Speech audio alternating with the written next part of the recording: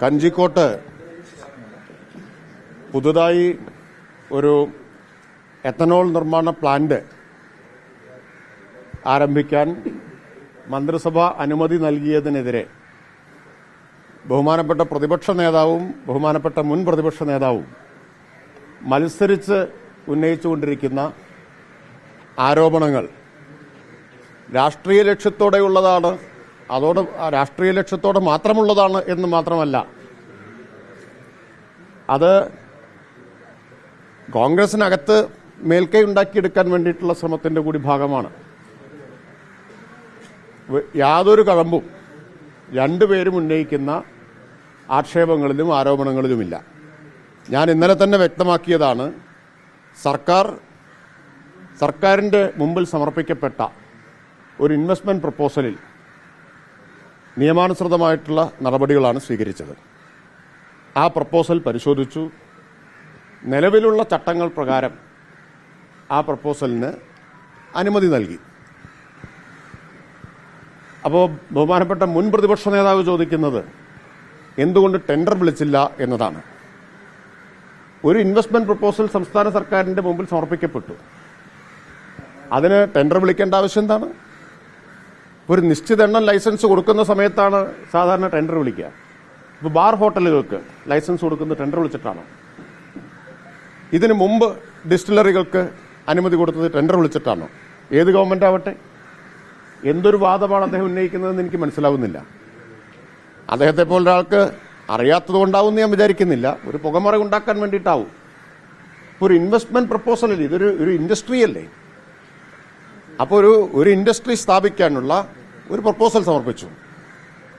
ആ പ്രപ്പോസൽ നിയമാനുസൃതം പരിശോധിച്ചു. എക്സൈസ് കമ്മീഷണർ പരിശോധിച്ചു, റെക്കമെൻഡ് ചെയ്തു, സർക്കാർ അത് പരിശോധിച്ചു, അനുമതി കൊടുത്തു. അപ്പൊ അനുമതി കൊടുക്കുന്നതിന് എന്തിനാ ടെൻഡർ വിളിക്കുന്നത്? ഇപ്പോൾ ഒരു കാർ നിർമ്മാണശാല ആരംഭിക്കാൻ കേരളത്തിൽ ഒരു പ്രപ്പോസൽ സമർപ്പിച്ചാൽ അപ്പോൾ ടെൻഡർ വിളിക്കുകയാണോ ചെയ്യുക? അത് പരിശോധിച്ച് അനുമതി കൊടുക്കാമെങ്കിൽ കൊടുക്കും. ഇപ്പോൾ ഒരു കമ്പനിയാണ് ഇങ്ങനെ ഒരു പ്രപ്പോസൽ സമർപ്പിച്ചത്. അവർക്ക് എല്ലാ പരിശോധനകളുടെയും അടിസ്ഥാനത്തിൽ നിലവിലുള്ള നിയമങ്ങളെല്ലാം പാലിക്കണമെന്ന നിബന്ധനയോടെ അനുമതി കൊടുത്തു. മറ്റാരെങ്കിലും സമർപ്പിച്ചാൽ അതും ഇതേ പ്രോസസ്സിലൂടെ ആയിരിക്കും അതിന് അനുമതി കൊടുക്കുകയോ നിരസിക്കുകയോ ചെയ്യാം. അപ്പോൾ ഓരോ വരുന്ന പ്രപ്പോസൽ അടിസ്ഥാനത്തിലല്ലേ അത് പരിശോധിക്കുന്നത്. പിന്നെ അദ്ദേഹം മനസ്സിലാക്കേണ്ട, അദ്ദേഹം 99 ഒരു ഓർഡറിന്റെ കാര്യം പറയുന്നു. അന്ന് അനുമതി നിരസിച്ചുകൊണ്ടൊരു ഓർഡർ ഇറക്കി. സർക്കാർ പിന്നീട് മദ്യനയത്തിൽ മാറ്റം വരുത്തിയല്ലോ. 2023-24 മദ്യനയത്തിൽ ഖണ്ഡിക 24 അദ്ദേഹം വായിച്ചു നോക്കണം എന്നാണ് എനിക്ക് അഭ്യർത്ഥിക്കാനുള്ളത്.